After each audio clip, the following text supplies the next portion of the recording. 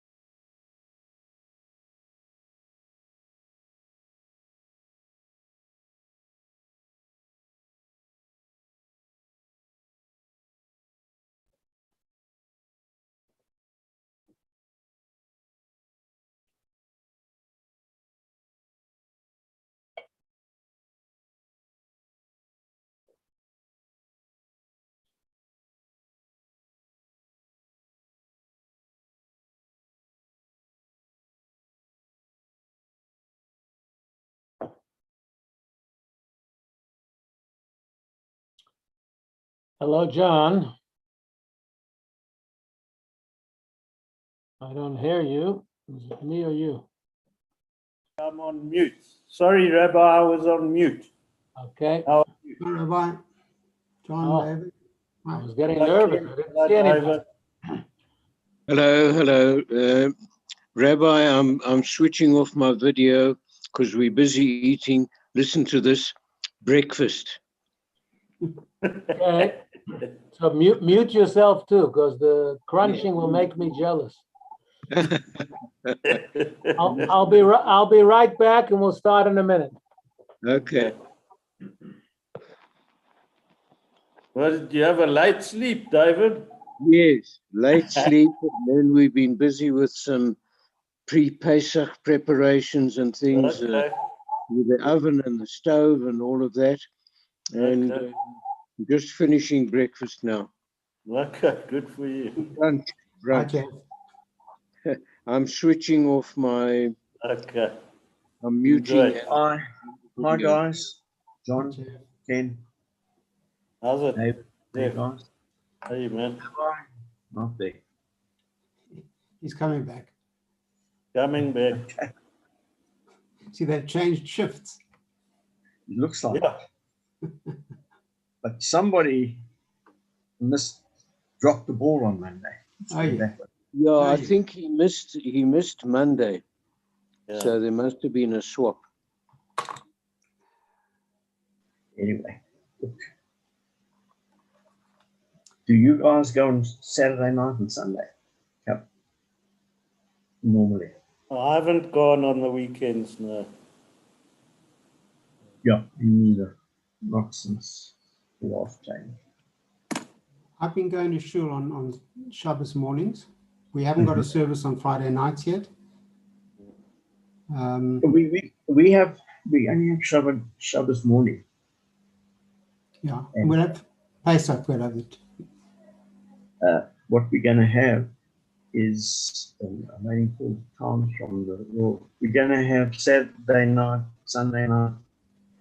Obviously Saturday morning, but it's going to be very early, 6 o'clock. Yeah, ours is 7:30. And we haven't had any evening services except it was Hanukkah one night here. Yeah, Because we don't really have the facilities. that's a big challenge. Mm. Um, But I mean, Saturday morning's a pretty good weekend. 12, 15, 16 people, which is pretty good. yeah, And we if we had, need to organize a minyan for somebody to say Kaddish, Yeah. That's different. One of our members lost a son. In fact, he died in Johannesburg. A guy, Derek von Zwicklitz. Early 40-year-old, just dropped.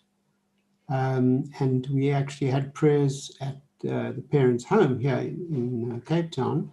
We had morning and evening, which were all held outside, Yes. literally in the garden, which was fine. A friend of mine who comes to our shul, he lost his mother, it was in October, I think. So the prayers were held outside, and he goes to Sydenham every evening. And on weekends he comes to our shul. But the problem was when his daughter got married a couple of weeks ago. There was a big problem. That was put out 3 times because of all the changes. Yeah, my son got married in August, and it was like the actual arrangements were a nightmare, but eventually got it together. Yeah, like Sable's daughter. She was also originally supposed to get married in January. And now, anyway, it's March, but they married and happy mated. Okay, gentlemen. I overheard Alright. something about Simcha. So Mazel Tov to whoever had a Simcha. Whenever. Okay, we are going to conclude the section of Sota. So by now, having had 3 chapters, you know all about it. I don't have to go through the basics. The Sota is the woman accused of infidelity by her husband. And there was a degree of evidence that she secluded herself with Mr. X, the person who the husband warned her against being lovey-dovey with. And we don't know whether she sinned with him or not, or it was a platonic relationship or a business meeting, or maybe they're Scrabble fanatics and they were playing Scrabble behind closed doors. We have no idea. So we take her to the Kohen, to the temple, to the bitter water ceremony, which would determine miraculously innocence or guilt. So here are some details of it, of the ceremony itself, what happens if this, that, or the other, and some of it is technical, but a lot of it is very interesting. Halacha number 1, B'chamisha Osa B'Adar, on the 15th of Adar, the court attends to the needs of the community at large.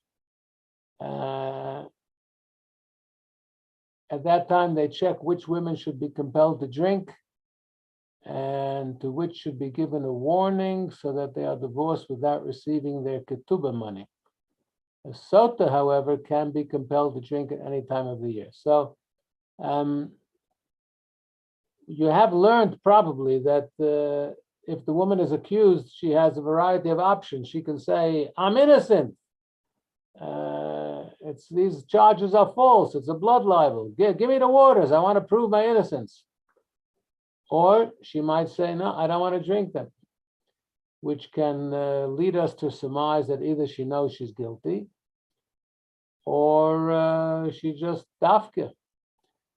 It could be that a person is innocent and doesn't want to drink the waters. But if you don't want to drink the waters when you're obligated to, you don't have to. But then the husband has to divorce his wife, as you probably learned this already, and she forfeits her ketubah, which is her anti-nuptial contract, where he would have to give her a big chunk of money. So she's going to forfeit that if she declines to drink when she should. But if you know you're guilty, and the choice is either to lose your life or lose money, you'd rather lose your husband and your money than lose your life. So it's her choice. Number two, a sota is compelled to drink the bitter only during the daytime. So the ceremony would only take place during the day, like, for example, a bris. A bris may only take place during daylight hours. Two sota, two women in the same predicament, should not be compelled to drink at the same time. The language in the Torah is singular. Three, if she says, I will not drink these bitter waters because she's overcome by fear. In other words, it's not that she's necessarily guilty. Sorry, let me just close this curtain.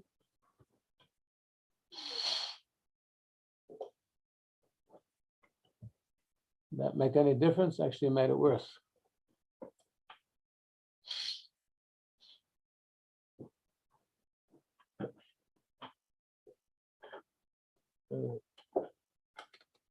Let's put on a light.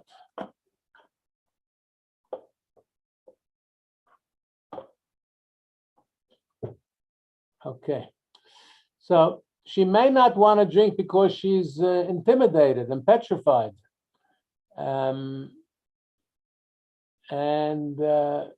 she has the option of retracting and saying that she will drink it if she changes her mind. So if she says first she won't drink, she has the option then to change her mind and say, okay, she will drink. But if first she says she will not drink when she's healthy and not affected by fear, we can tell that she's not cowering and shaking and trembling. Clearly it was a conscious decision. Then she may not change her mind and say that she will drink. So she will then have to be divorced and forfeit her ketubah money.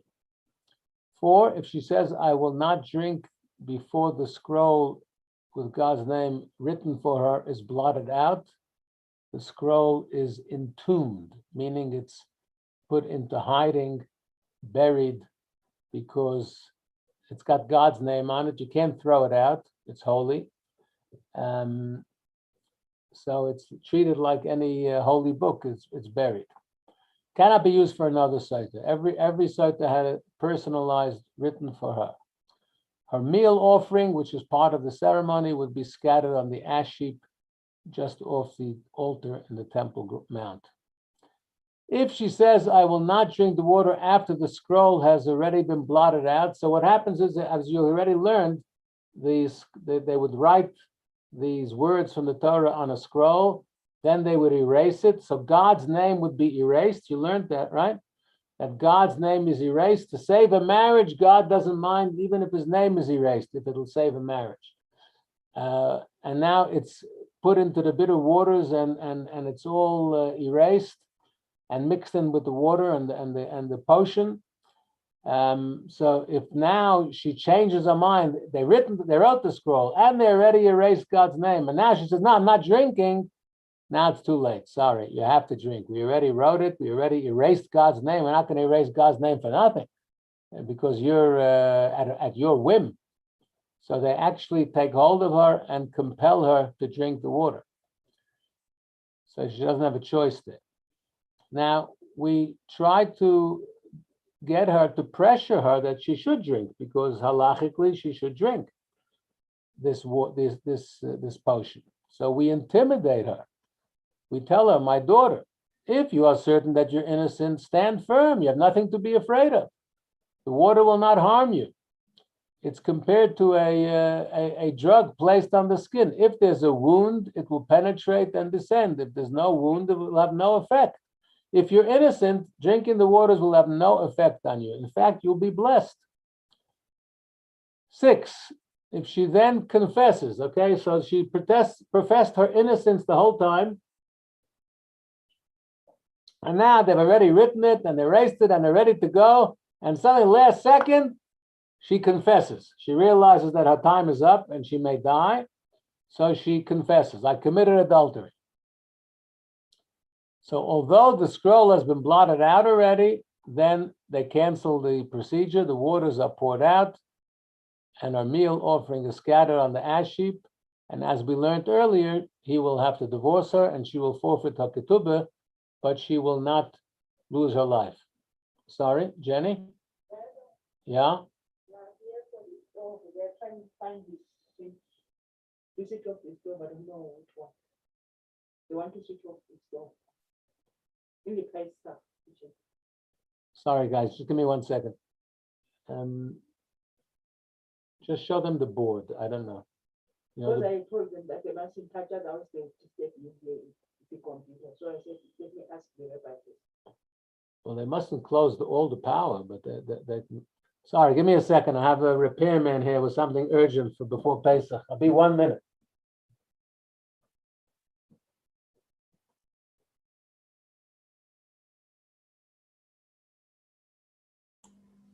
Guys, I assume that we're going to obviously have no sessions for Shabbos and Yom Tov.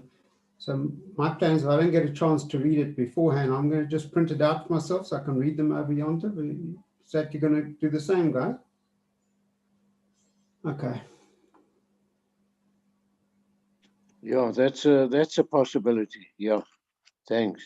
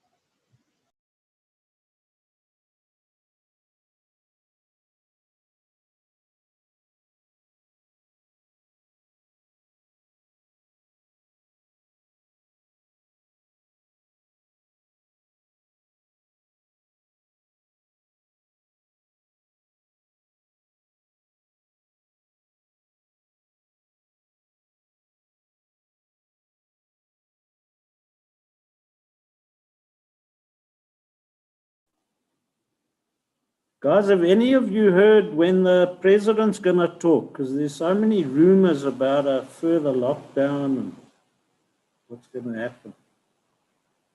Also read something, but I don't know where.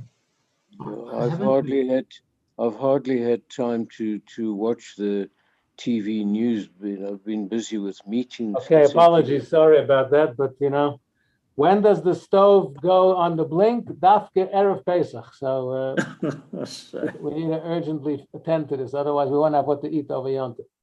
Okay, so we were in middle of 6, yeah. So if she says she committed adultery at the end, then it's just set aside, and she'll have to be divorced and lose her ksubah. 7. If it was written at night, which is unacceptable, we said before it has to be done by day. If they made a mistake and they did it at night, then it's unacceptable. Yeah. If the scroll is written in non-sequential order, also not acceptable. You have to write the verses of the Torah of this story, these in the correct sequence. If he wrote the scroll before she accepted the oath, also unacceptable. As the Torah says, the Kohen will administer the oath to the woman, and then he will write. The sequence is dafka. It has to be in the correct sequence. If he wrote it as a letter, that means not on the correct kind of parchment. It's unacceptable because it says on a scroll, a sefer. If he writes it on 2 sheets of parchment, it's unacceptable. It says on a scroll, 1, not 2 or 3. It may not be written on paper or on untreated parchment, but it has to be on a parchment scroll, as the Torah says. 9. If it's written by an Israelite or a Kohen who was before Bar Mitzvah, it's also unacceptable. It says the Kohen has to write it, not an Israelite, and a Kohen who has reached majority age. He should not write it with these are certain ingredients, substances which leave a permanent mark, because this ink has to be erased, right? They're going to erase it in the bitter waters. Now, if it's not erasable because you've used some kind of substance which makes it a permanent ink, then you messed things up. So that too is wrong. You have to use ink without cancantum, which would have made it permanent, so that it can be erased. 10. If when the writing is supposed to be blotted, any trace of the writing remains, unacceptable. It has to be completely erased.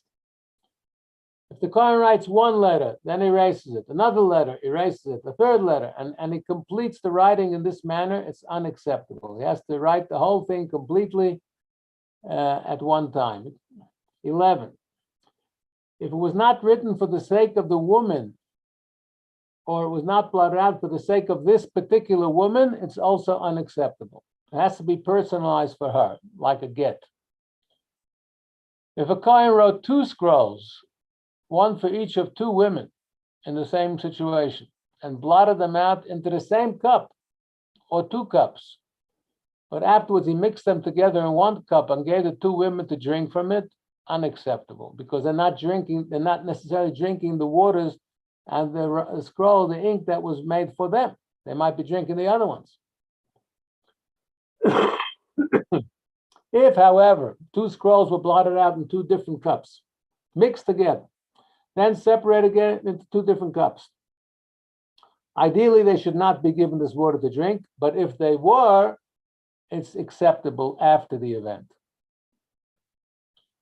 If it's prepared for a soiter and spilled, he has to do it again. If it spills but some remains, she shouldn't be forced to drink it. If she drinks the remaining water, it is acceptable. If it's kept overnight, it's unacceptable. If he placed the dust in the cup before the water, it's unacceptable. It has to be in the correct sequence. Now they take dust from the sanctuary floor. The sanctuary floor was not paved, by the way, it was sand. And the Kohanim, as I've already told you in a previous year, did the service barefoot. So he has to take it from the sanctuary floor. If there's no dust in the sanctuary to take it from, not sure what happened, maybe it rained, I don't know. So you could bring it from outside the sanctuary. He should not use ash. He may, however, use rotten produce, which is considered as dust. He should not dig up the floor of the sanctuary to get some dust out. If he did, after the event, it's acceptable. If he first brought her the meal offering and then had her drink the water, which is not the correct sequence, it's still acceptable. If her meal offering became impure, tomei, before it was placed in a sacred vessel, it should be redeemed like any other meal offering that became impure before being consecrated in a sacred vessel, and she should bring another one. If the meal offering became impure after being consecrated in a sacred vessel, now it's holy, and you can't use it because it's tomei, then you have to burn it. Similarly, if a woman admitted to committing adultery before the fistful of meal was taken from the meal offering, She refused to drink the water. She says she admits, she confesses her guilt. Or, so either A, she confesses her guilt, or B, her husband was unwilling to have her drink the water. He changed his mind. He's worried she'll die or whatever. Or witnesses came and testified that they saw her committing adultery. Or her husband died just then while they're doing the ceremony. He dies. Or she died during the ceremony. Obviously, that's a rare thing, but anything can happen. So if any of the above things happen, when they've already prepared everything, they're ready to go, and then suddenly either she confesses or witnesses come, or he doesn't want, or she doesn't want, or he dies or she dies, then the entire meal offering should be burned, because they can't go ahead with it, obviously. We've already established guilt, or someone's died, so it's irrelevant. She's now a widow, or he's a widower. So the whole thing is unnecessary, so you burn it. If any of these things happen after the festival meal was offered, the remainder of the meal should not be eaten. 15, if the Saita's husband happened to be a Kohen himself. So now this has a bearing on some of these situations. Because a Kohen is entitled to eat from the offerings, generally. There are some exceptions. So if he is a Kohen, the remainder of meal offering should not be eaten because he has a portion in it. It should not, however, be burned on the altar in its entirety, as are other meal offerings brought by male Kohanim, because the woman also has a portion in it. Therefore, what should you do? It's offered as a distinct entity, and the remainder is scattered on the ash heap next to the altar on the temple, in the temple. If the witnesses who came to say they saw her secluding herself with Mr. X are discovered to have lied, so now there's no need for her to drink because the whole thing was she was framed.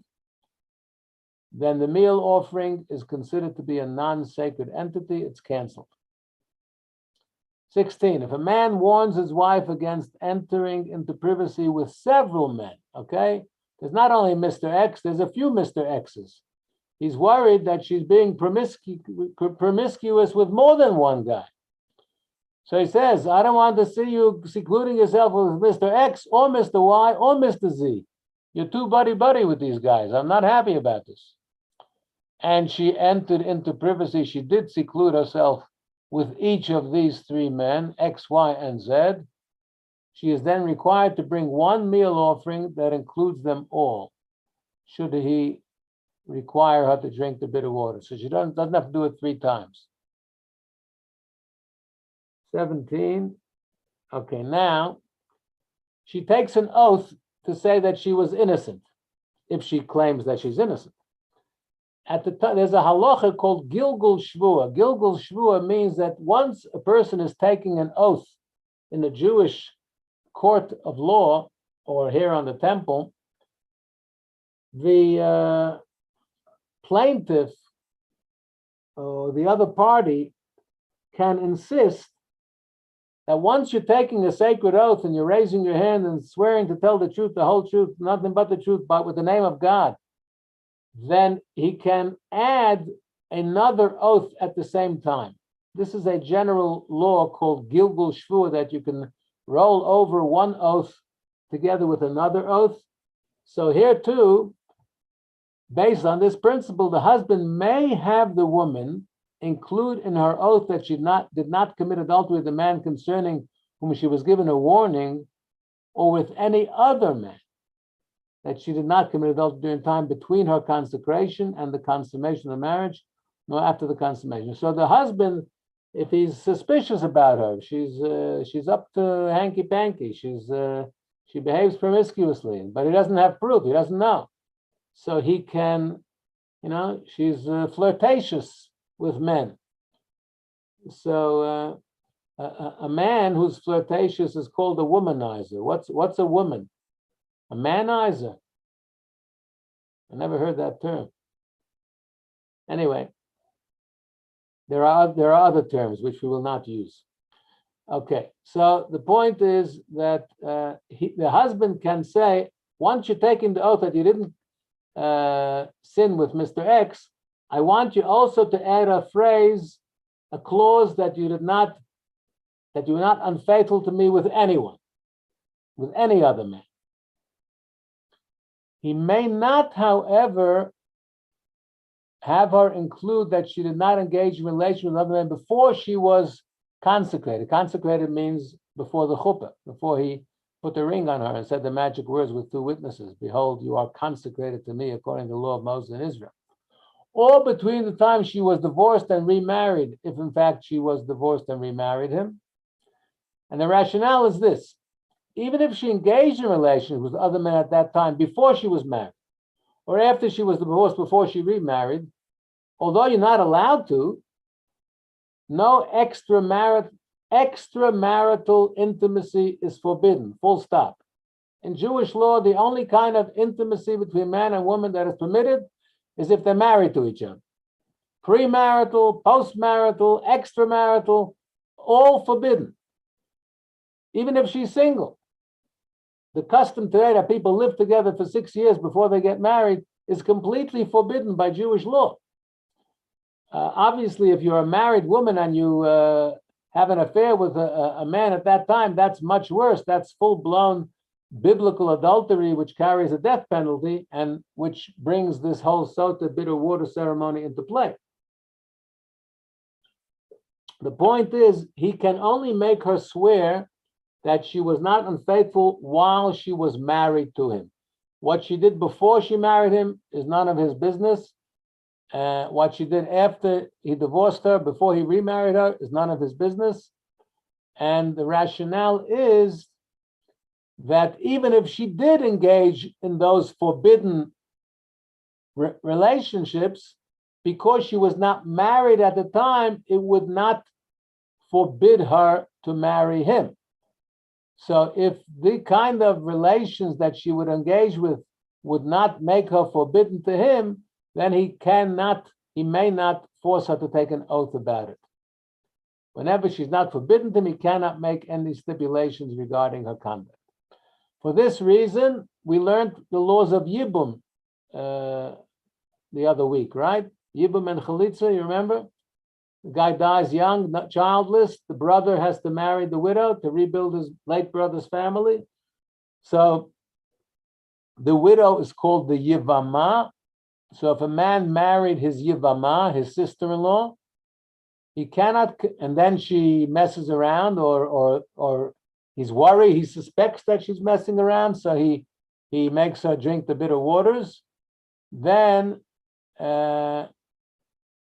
he cannot compel her to include in her oath that she did not engage in relations with others while she was waiting for him to perform Yibum. He may, however, compel her to include an oath that she did not commit when married to his brother. That he may do. Or if she committed adultery and married to his brother, she would be forbidden to him. Similarly, if the husband divorced his wife and remarried her, he may compel her to include in her oath that she did not commit adultery when married to him originally the first time. Because you may divorce your wife and then remarry her, provided you're not a Kohen. In fact, we encourage people to remarry, as long as she has not married someone else in between. Then she may not remarry him. And as long as he's not a Kohen. Otherwise, we would encourage it. Similarly, he may have her include in her oath that she will not commit adultery in the future. He wants her to take a promise that she's not going to do it in the future.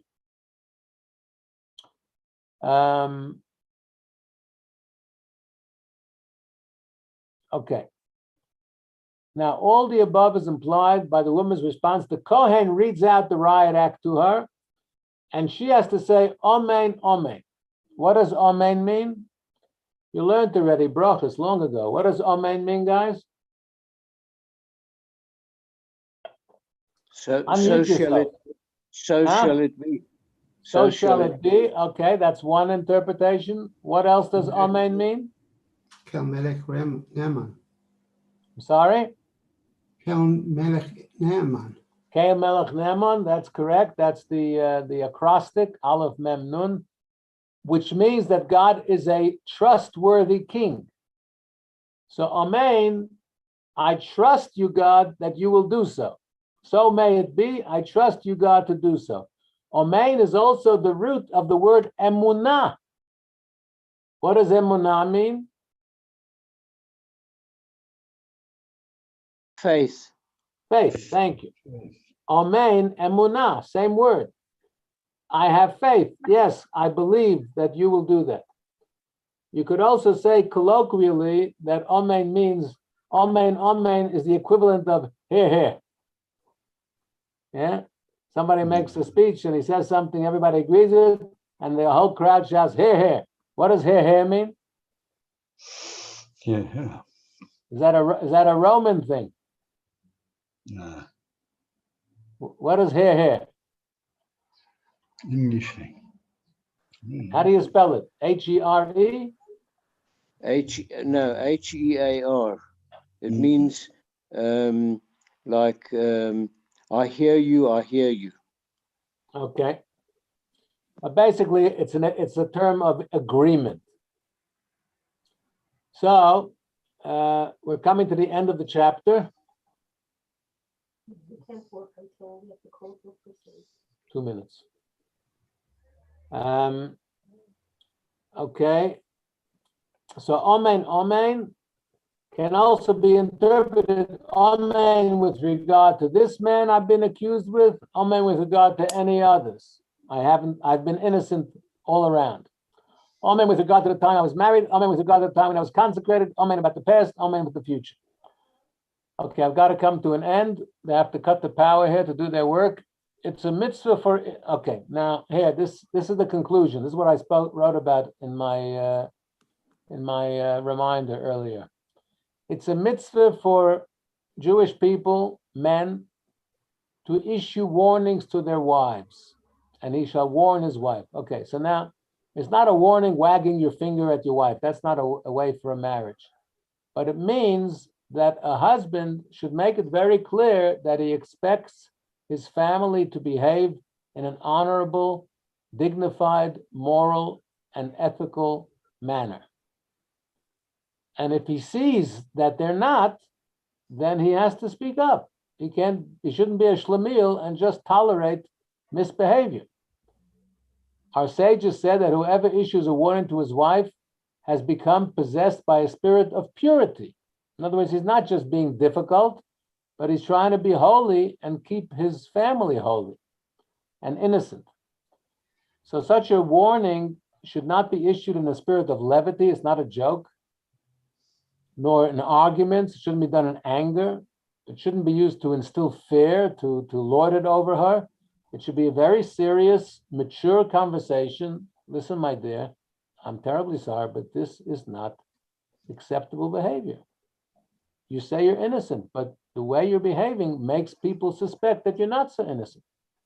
And the verse in Torah says you should be innocent in the eyes of God and in the eyes of man, which means that you shouldn't make yourself look like you're guilty, even if you are innocent. If, however, a man transgressed and issued a warning to his wife under such circumstances, which he should not have ideally, the warning is still binding. So, 19, it is not proper for a man to rush and go start throwing off warnings with witnesses. First, he should speak to his wife privately and gently, in a spirit of purity and caution, to guide her gently in the proper path and remove any stumbling blocks. So that's how to do it. If all else fails, then as a last resort, you have to call 2 witnesses and warn her. And if she still does it, then we have reason to suspect that she's really misbehaving. Whenever a person is not careful regarding the conduct of his wife, his sons, the members of his household, warning them, scrutinizing their ways at all times so that he knows that they are perfect without sin or transgression, then he himself is a sinner. In other words, a husband and father who does not look after the moral and ethical conduct of his family is derelict in his duties. It is the husband and father's responsibility to guide his family in the right proper moral direction. And if he sees that his adolescent sons is staying out all night at clubs or something, then he has to rein them in.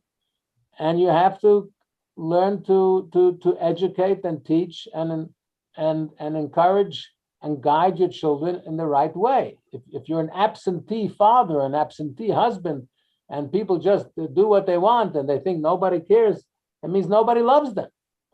If you really love your family, you will want the best for them, not only materially, but spiritually. So here he concludes this whole section saying that if a person is not careful regarding the conduct of his family members to make sure they're without sin, then he himself is a sinner, as the verse in Job says, and you shall know that your tent is at peace, and scrutinize your dwelling, and you shall not sin. When you're dwelling, that means your family, the members of your household, when they are at peace, then you will not be a sinner. So if you will guide them that they should be innocent, then you too will be innocent. I'm going to have to call it there, guys. So I wish you a good Shabbos and a good Yom Tov, a Chag Kosher v'Sameach. Thanks, Rabbi. To you I'm too. I'm not sure what the plan is over Shabbos and Yom Tov. Do we catch up the old chapters, or you have to read it on your own? I'm not sure what the plan is. Historically, we read it on our own. Did you? Okay, so I'm missing Monday is the second day Yom Tov. I normally do Mondays. This week I was away on Monday, so I swapped for Thursday. But next Monday I'll miss, so we'll have to do it privately. Okay. Shabbat Thanks, Shalom, Rabbi. Chag Kosher v'Sameach. Just a reminder. Thanks, Rabbi. Same to you. Reminder to sell your chametz before Friday morning. Yeah. Bye, Thank you. Chag Sameach. Sei gesund. Goodbye, Shabbos. everybody. Good Shabbos. Good Yom Bye, Tov. Rabbi. Thank you. Shabbos, good Yom Tov.